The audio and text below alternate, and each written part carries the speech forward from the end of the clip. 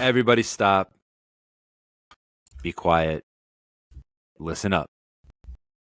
This is the Inside WAG Nutrition Podcast, and today, boy, do we got some fun topics to talk about. Chris, what are we diving into today? All right, today we're going to focus on how not to get stuck in the weeds regarding your nutrition and fitness. Josh and I are going to talk about some of the high-level things that we see most of our clients kind of get stuck in. They want to focus on the granular stuff rather than focusing on the bigger entities and the bigger things that really are lending to their progress or lack of progress. And we want to help hone your focus on what matters the most to help you feel relieved, not feel overwhelmed, but feel like you can show up most days and be successful by focusing on a few of the priority items that generally work for most people. In our many, many years of experience coaching hundreds of clients around the world, this is where we've landed. And it is also backed by a lot of the science and the evidence in the scientific literature, as far as like why diets fail, why they work, all these things. And so, we're just going to get into it. So we're first going to start with the things not to trip yourself up over, the things to avoid, getting into the weeds, getting too granular, being excessive, if you will. So do you want to just throw out the first one, Josh, and we'll just talk about it and keep moving? Yeah, totally. So one of the top ones, I should say, is trying to hit your macros perfectly and doing that on a consistent basis. So you can do it, but it doesn't usually last very long. And what you have to be careful of is driving yourself basically crazy and getting too obsessive over doing it, because you will get very, very good progress if you hit your macros and you do all the things you're supposed to do. Yes, progress, awesome, you're gonna do great.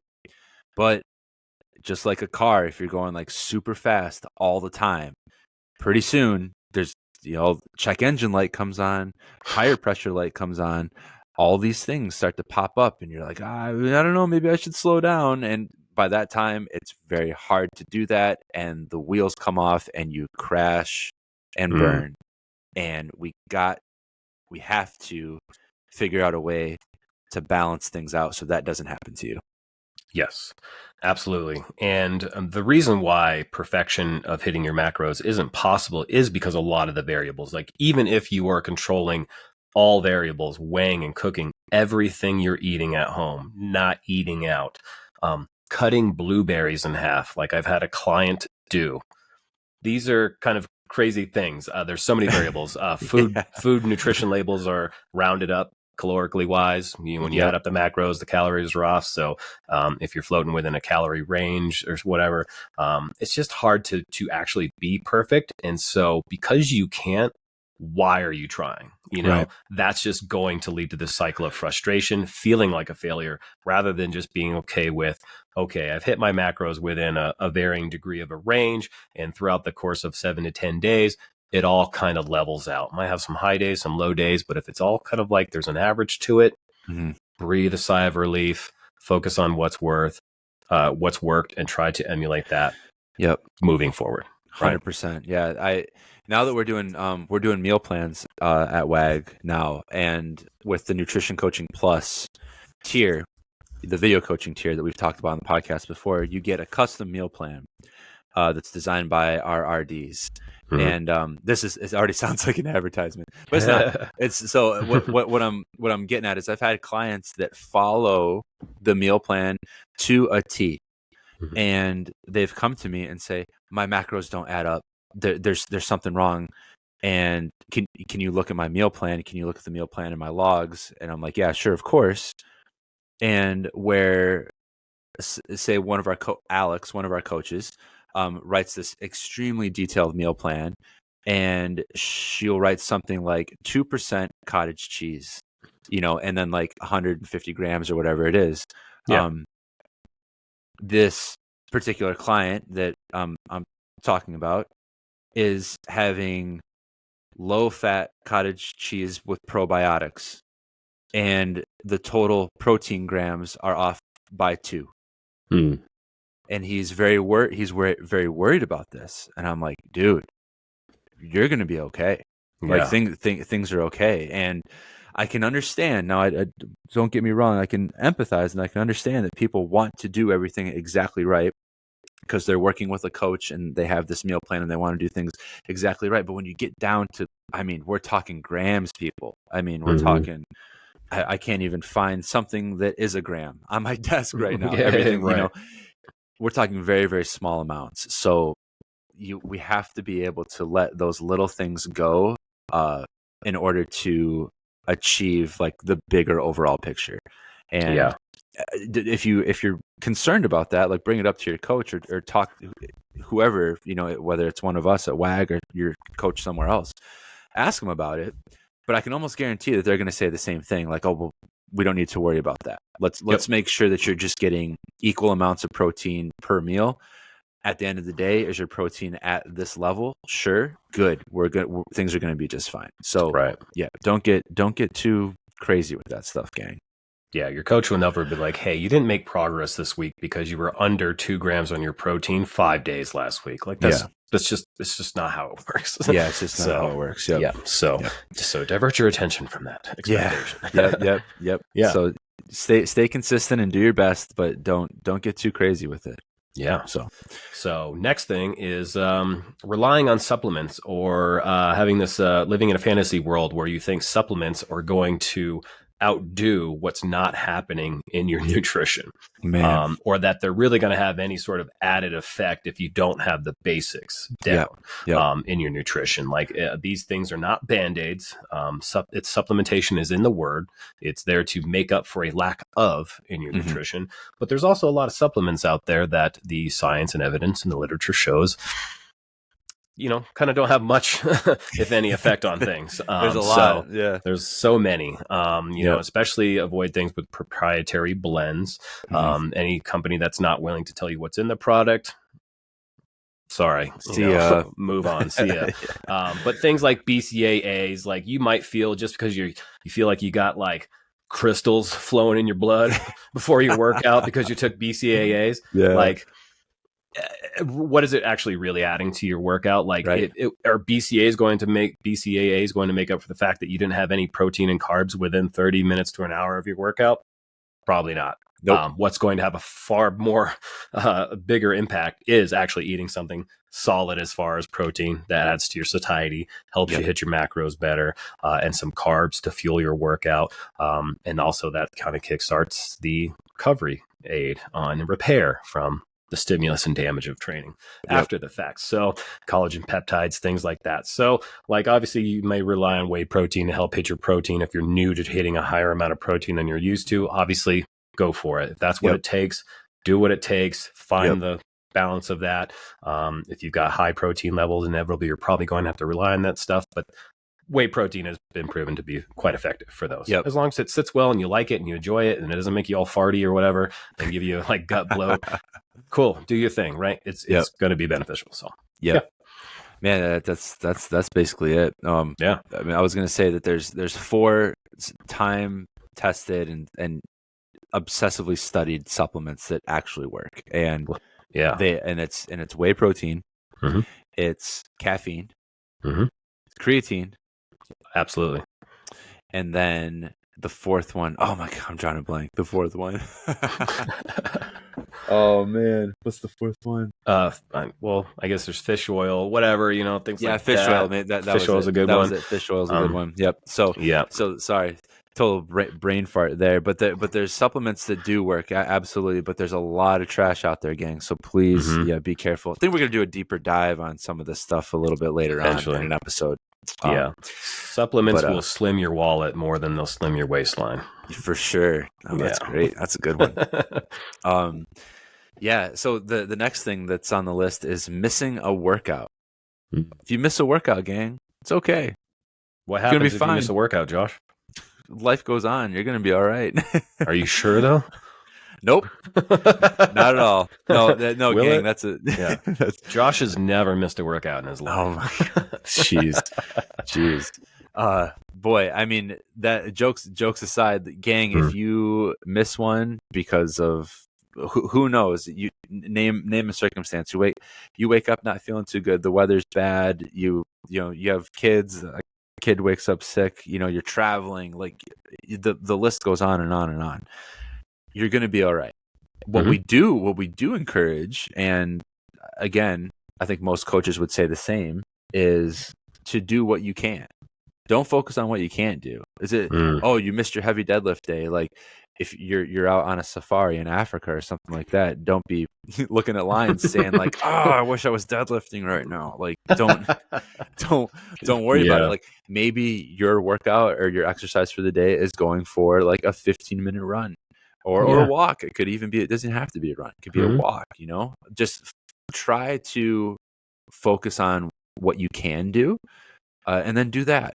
And Mm. when you get back to, again, if you're traveling, when you get back home, like pick it right back up. If you're not feeling well, a couple days later, like pick it back up when you're feeling a little bit better. But Yeah. you're gonna be all right. You're gonna be all right. Absolutely. And to extend on that thought about missing a workout, there's also that thread line of grinding yourself into the ground with too much exercise or feeling like Mm-hmm. exercise is the key or Yeah, exercise is the balance to a poor diet or poor nutrition consistency. And really, workouts or working out shouldn't be punishment for something that's happened with food. ooh, that's Shouldn't be a good. Yeah, price to yeah, pay, right? If anything, if I overeat ice cream one night, I may make it a point to just go and be active for the joy of it, not out of the guilt or shame of like, oh, I've got to burn the calories that I ate from ice cream yeah, last night. Because the reality is, it's far easier to control your calories through control and moderation of your nutrition than it ever will be burning or making up for the decrease of calories burned in a workout. Because a lot of people think they burn a lot more calories during their exercise, that 1 hour in the gym. 4 or 5 days a week, then they actually have the opportunity to burn far more calories outside of the gym doing everyday normal stuff like hiking, absolutely. walking, playing sports with your friends, doing chores, parking farther away at the store, all these good things, Yep. walking phone calls, you name it. So just again, focus on the cans, focus on balance, and working out is not a punishment. It should be something you enthusiastically show up to do most of the time, hopefully, Yeah, because you totally. feel better as a result. Totally. Yeah. Yeah, Yeah. that's a great summation of that one. And we hear it a lot. We Yes. we definitely we definitely do hear that one a lot. Yeah. So, We'll often tell clients to like, have you thought about taking a step back? mhm. Yeah. And a whole new world opens up when Yeah. our clients find a much suitable balance and sustainable balance between working out and enjoying and thoroughly enjoying and appreciating their rest and recovery days. Yeah, getting people to Mhm. rest sometimes is much more difficult than getting them to exercise. That's true. But when Yeah. you but when they feel that, I had a client this past week. I asked her to take an extra rest day, so 2 rest days in a week, Mm. and she felt great. Weight came down a little bit, she was ready to charge at the next like sequence of workouts because of those rest days. Yeah. I mean, little things like that can make a big difference, gang. So if it seems like you're like, if you get that like anxiety, like, oh, I have to go do this, like you probably don't. And if you don't, you actually might feel a little bit better. You remember all the progress happens outside of the gym. We do all the damage in the gym. You Yes. wreck your muscles, you wreck yourself, you have to recover. So if you find yourself at a spot where you're like, oh no, you're kind of freaking out about it, like maybe the rest day and maybe taking a step back is actually what you need. So be open, to that Mm. idea. So Absolutely. um so wow, that's quite the list. So Yeah. what should we be focusing on, Chris? All right. So these are kind of the high level, the big rock things. So we've got you out of the weeds, we've got you out of the granular stuff, and we're looking up the things that are really going to be far more fulfilling and have you feeling like you're achieving a higher sense of success every day. So the number one thing that we encourage you to do is focus on your strengths while continuously working on your weaknesses. So Mm, if you're really good about hitting your carbs and fats and just keeping those there, but like having a poorer time hitting your protein, then that means it just requires your attention. So keep doing what you're doing to hit those carbs and fats, but like think about adding in maybe that scoop of whey protein closes the gap of your 20 grams short of protein most days of the week, or helps get you there further. Like, the idea is to know what it feels like to eat a sufficient amount of energy to match your lifestyle. Yeah. And that's the goal there. So, and that's constant. That's life, right? As we've said many times in the podcast before, your nutrition and your fitness is no different than anything you've gotten really good at and really disciplined at in your life, period. It requires the same amount of attention, but it also requires patience, and it requires experience managed over time, if you will. Yeah, totally. And this ties directly into, the first topic we talked about, getting too granular and too worried about being perfect all the time. It's like, it's impossible. So focus again, and similar to what we were just talking about as far as workouts go, like, focus on what you can do. Like, I like to share with clients this idea of best, better, and good. So what that looks like is, best case scenario, you're totally in control. Like, you make all your food, like, you're dialed in, things are going to go really well for you. That's best case. The next step down, say that's plan A. Plan B would be like, well, I'm out traveling, or it's been kind of a long day. I'm out of food. I'm not really sure what to do. So what's the next best thing? This would be the better category. It's like, well, maybe I'll just focus. I'll just make sure that I get like a shake in, and I'll eat like some sort of lean protein at every meal. And then I'll just kind of like make sure I don't overdo it with the carbs, or something along those lines. It's like a tier down. And then lastly, there's like the good phase, where, like, say the whole day has gone to hell and you're just like, I have no patience anymore. Decision fatigue. You're just like out of it. The best thing for you to do at that point is going to be just be mindful of your portions and what you eat. Finish the day out, start the day anew. That would be the good tier. So it's better, best, good. And focus on what you can do in each one of those, and that's going to get you through whatever period of life you're going through at that time. So just again, something to keep in mind, like Chris said, focus on your strengths while working on your weaknesses. Good stuff. Yeah, 100%. Yeah. I mean, kind of like the second thing tying into that kind of is consistent calories to fuel your lifestyle. What would you want to say about this one, Chris? So typically, I think everyone's experienced the typical, let's say, American diet, if you will. But I honestly, at this point, it's not an American thing. It's global. It's worldwide. Our access to food is the best it's ever been, and it'll be the best it's ever been tomorrow. Hopefully. Fingers crossed. Yeah. But with that comes, overwhelming choices, decisions, things like that, like Josh was talking about earlier, decision-making fatigue, things like that. So generally what you might see is like a day of like what Josh just described, which was like, oh man, I woke up, I just had that, 500 calorie coffee drink from the coffee shop and a muffin. And then for lunch, I'm feeling a little bloated or whatever. So I just kind of went out for the burger and the fries. And then I was already feeling crappy enough. And I feel like the day was a defeat anyway. So I just, had the case of the F-its at dinner, and then sat around watching TV at night and kind of feeling crappy, and then snacking and whatever. Maybe there's, staying caffeinated and not drinking much water through the day. Right. And then the next day you're like feeling crappy because of all those decisions. So today you're going to severely restrict yourself. You're going to go normal coffee. You're going to go water. You're going to have a salad for lunch, and you're going to eat very little. And then by the time dinner rolls around, who knows? You might be in control. You may feel ravenous. Right. And then the cycle repeats. So it's this roller coaster of peaks and valleys of calorie intake coming in, that your body essentially is going to be like, bro, what the F is going on here? Like I can't reliably depend on you to give me what I need. So your body is going to situate itself. Our bodies are constantly trying to reach homeostasis, which is a place of what I like to call just Zen, of calm, where it does most of its magic, if you will, which really is just biology. It's not magic at all. And when you don't give your body that through line of having some sense of consistency, some reliable predictability of daily calorie intake to fuel even its bare minimum, which is your BMR, which is the amount of calories it takes for you to, if you just woke up in the morning, sat there and stared at the wall, had your thoughts and breathed all day, 70% of the calories you consume per day goes to that Yeah. alone. And you're not even giving yourself that. How do you expect to feel any given day? Yeah. Probably not the best, Probably right? not. So you gotta, I like to use this as like, you're not gonna travel 100 miles on a quarter tank of gas. It's Right. an Yeah. unreasonable expectation. Yeah. If It you won't are, happen. it's not going to happen. If Not you're gonna a happen. 200-pound person and you're eating 1,200 calories a day, guess how you're going to feel? Not so great. Not so good. Even if you're trying to lose fat loss, you still need to hit that bare minimum line plus some for your activity, your Mhm. lifestyle, the demands of your job, whether you're sedentary or moving or active, whatever it might be.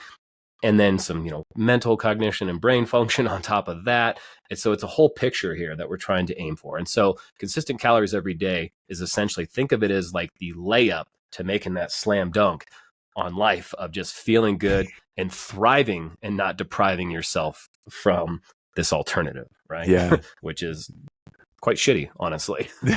And I've been there. I think we've all I been have there. too. Yeah. Yeah. Yep. Yeah. Yep.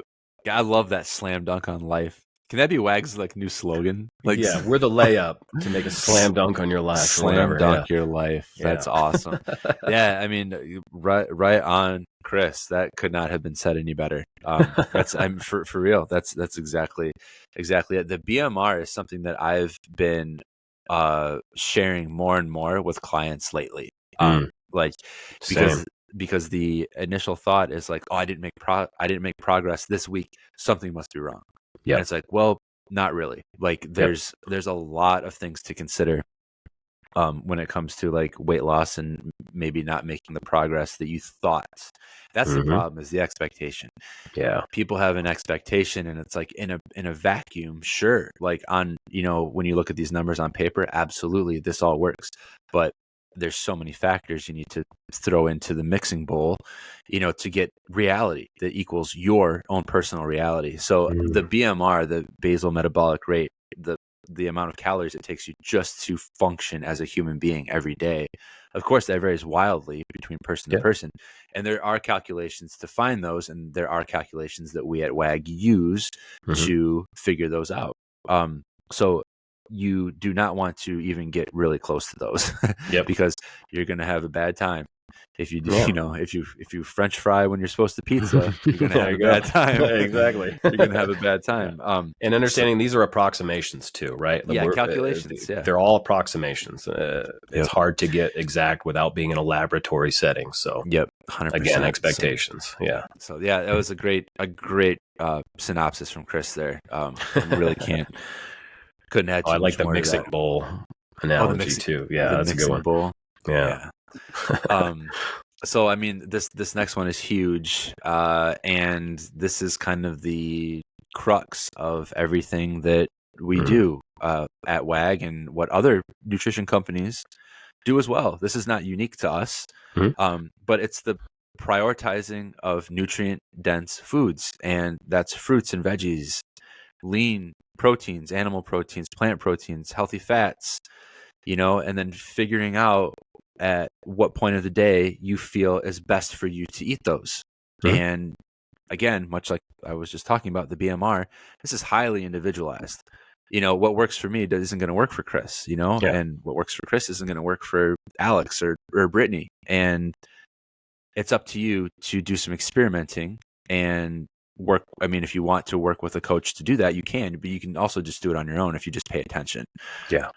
And this is a necessary thing for you to do in order to live an active and healthy and lean lifestyle.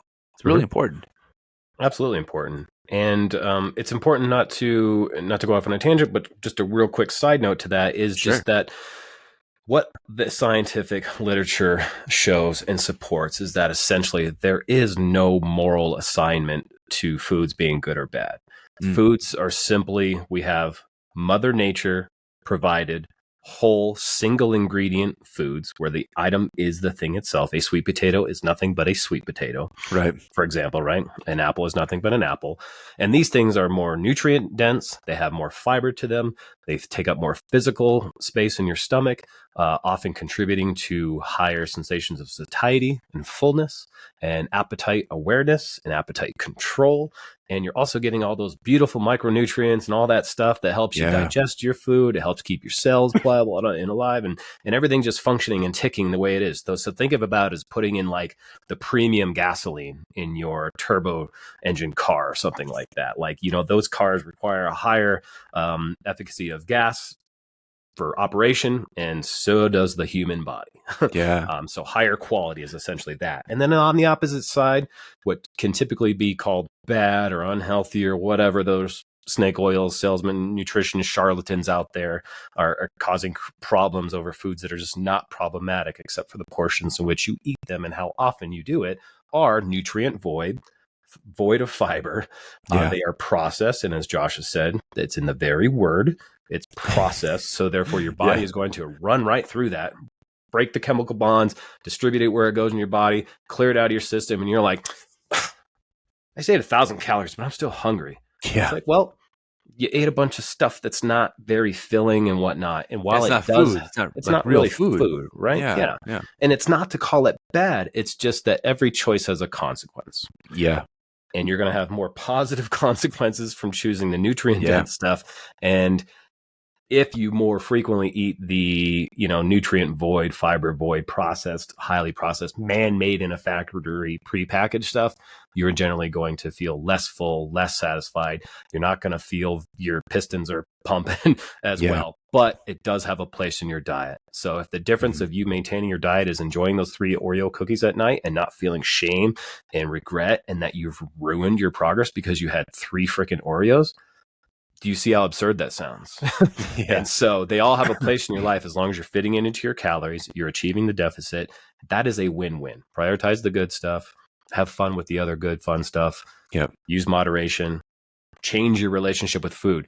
Two things that people come in to WAG needing coaching for is generally fat loss and improving or changing their relationship with food. 100%. And this is how we do it. And 100%. That's how you achieve nutritional freedom from these ideas, these things that people on TikTok or Instagram are telling you otherwise. Like, if someone's making you fear food, run far, far, far away from them and stop listening to anything they have to say, because generally they're trying to sell you something for a problem that they've created. Damn, Chris. Yeah. So I got shit to say, dude. We got it. We have. There's another episode, gang. There's another episode coming. I don't know. By the time you hear this, it might be out already. But who knows? We got it. We got some stuff to talk about for sure. And that kind of stuff right there is exactly one of the topics that's going to be covered. Is this fear mongering around foods, and if I get started on it, I won't stop. So I'm going to stop myself there. Pump the brakes. We'll do that.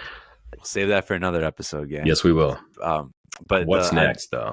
The last couple things, is they all kind of like roll into each other. I think it's rest and recovery, and along with that, just making sure that you're staying hydrated and we kind of touched on consistent movement already, I think. But that's a part of it. To live that active lifestyle, you have to actually be active and do things.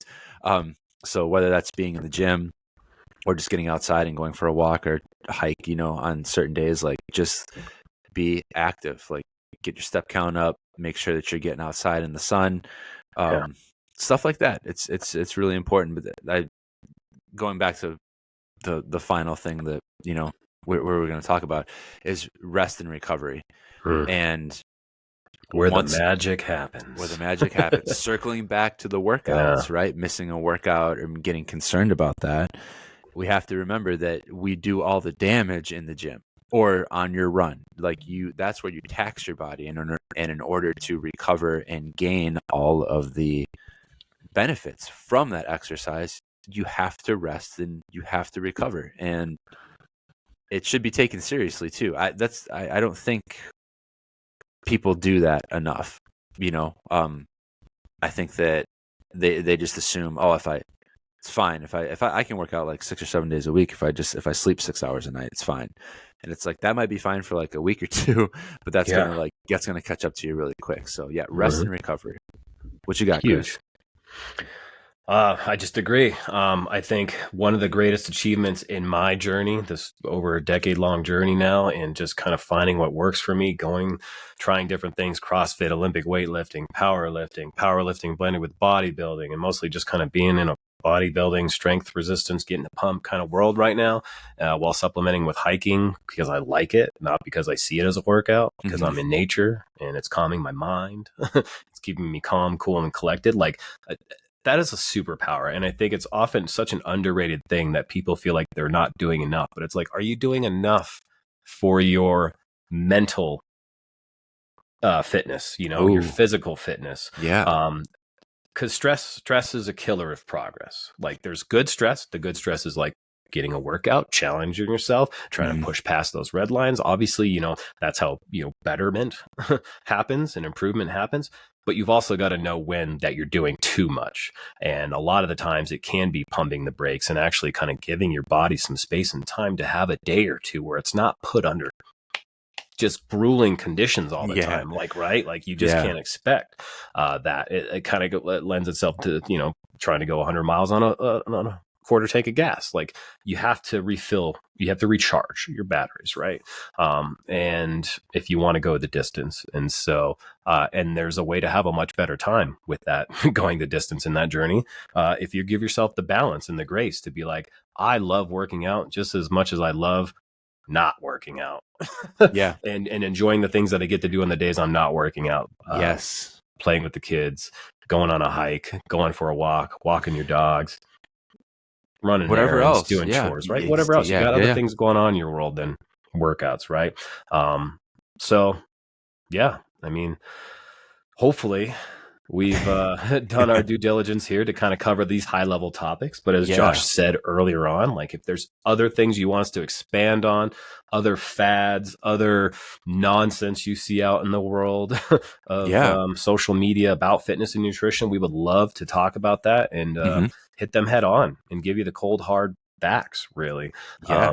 That is supported by the evidence and by the science, which myself, Josh, and all the other amazing coaches on the WAG staff are continuously digesting and learning and evolving our thought patterns and our education and our core knowledge, as should you through your journey. So, you're not going to know everything off the bat. And so it's a constant evolution of learning, being a sponge, being a student of life, That's it, man.